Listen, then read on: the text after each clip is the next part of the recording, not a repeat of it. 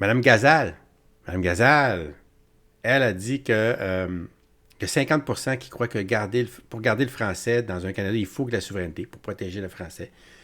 Elle pense ça aussi. PG, on laisse entendre un Québécois sur deux croit que si on reste dans le Canada, le français n'est pas menacé. En fait, tout à fait. Nous, en Québec solidaire, puis hier, d'ailleurs, au Crédit sur la langue française, j'ai interpellé Jean-François Roberge sur ça. Une des meilleures façons de protéger le français, c'est de faire l'indépendance du Québec, parce que la langue la plus attractive pour n'importe qui, c'est la langue de la majorité. Puis si on est indépendant, bien, la langue de la majorité, ça va devenir la langue française, et non pas juste la langue officielle et nationale, mais la langue de la majorité, alors qu'en ce moment, c'est très difficile. On ne peut pas compter sur le fédéral pour protéger le français si nous, étant aussi longtemps qu'on n'est pas un pays, on n'y arrivera pas. C'est le meilleur moyen. J'aurais aimé convaincre le nationaliste fédéraliste Jean-François Roberge, mais je suis très contente de voir que les Québécois, eux et elles, sont convaincus de ça. Parce qu'il y a un sondage cette semaine, elle parle de ça. D'ailleurs, tu vois, on voit ce qu'elle pense. Puis, M. Bérubé aussi, dans le fond, il interprète le sondage en nous disant qu'il y a une montée fulgurante là, à 47%, j'ai pas mon chiffre, je ne vois pas, mais je me suis par cœur, 47% qui pensent que le français va disparaître là, si on reste au Canada. Puis ça, c'était moins que ça, là. C'était bien moins que ça, il n'y a pas si longtemps. Puis là, ça augmente, là. Les gens commencent à comprendre, là. Ils commencent à comprendre que là, on est repoussé dans nos derniers retranchements, là. Donc, je voulais souligner ça ce matin avec le sondage d'hier. Et nous sommes disponibles pour vos questions. Ça reste une minorité. Quand même, c'est pas une majorité de Québécois qui croient que le français va disparaître si le Québec reste dans la Fédération. Une majorité de francophones, on partait de loin là, il y a quelques années. Et là, il n'y a pas de nuance. C'est pas si ça va être moins actif, ça va disparaître. Moi, je pense que vous devriez regarder ça de cette lorgnette-là. C'est pas rien, ce qui est annoncé. Puis on continue.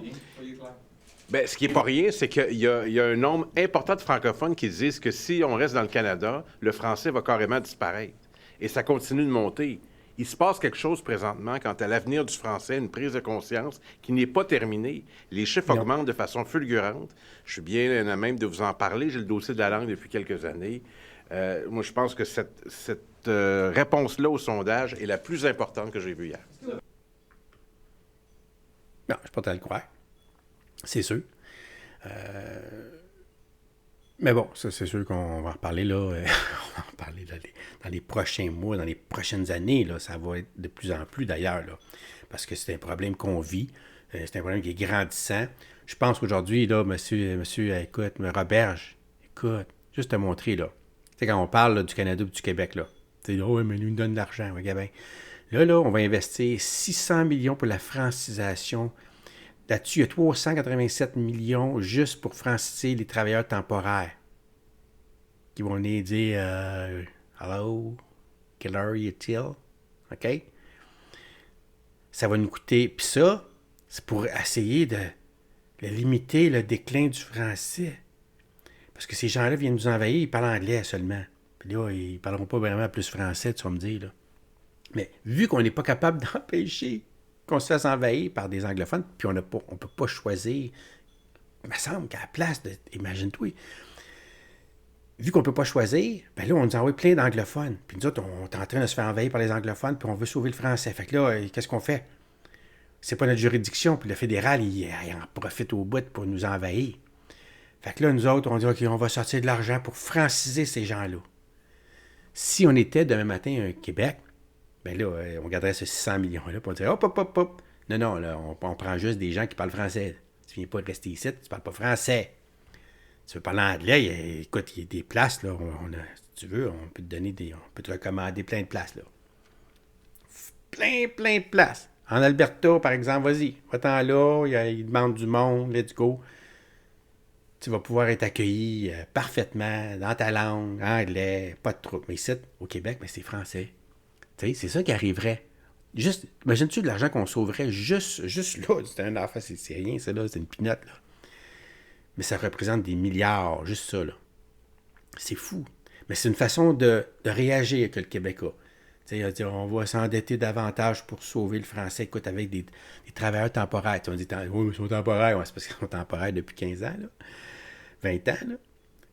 Ils partent puis ils reviennent, ils repartent puis ils reviennent tout le temps. Ils sont temporaires parce qu'ils repartent, mais ils reviennent tout le temps. Mais ils ne parlent jamais. Ça fait 15 ans qu'il vient ici, puis il n'est pas capable de dire quelle heure qu'il est, là, en français. Fait que là, on va investir là-dedans. C'est décourageant. Mais ça, c'est une des conséquences de faire partie du Canada. Quand on parle là, l'argent qui sort, là, on envoie 82 milliards, nous autres, à Ottawa. Puis qu'est-ce qu'il fait avec ça, là?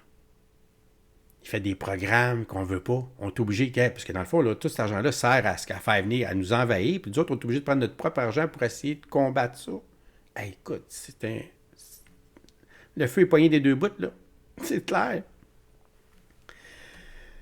C'est fou. Écoute, moi, c'est tellement clair dans mon esprit, là, que si on veut garder notre identité, là, on n'a pas le choix de se donner un pays. Parce que si tu ne veux pas de pays, tu n'en as pas d'identité. C'est tout.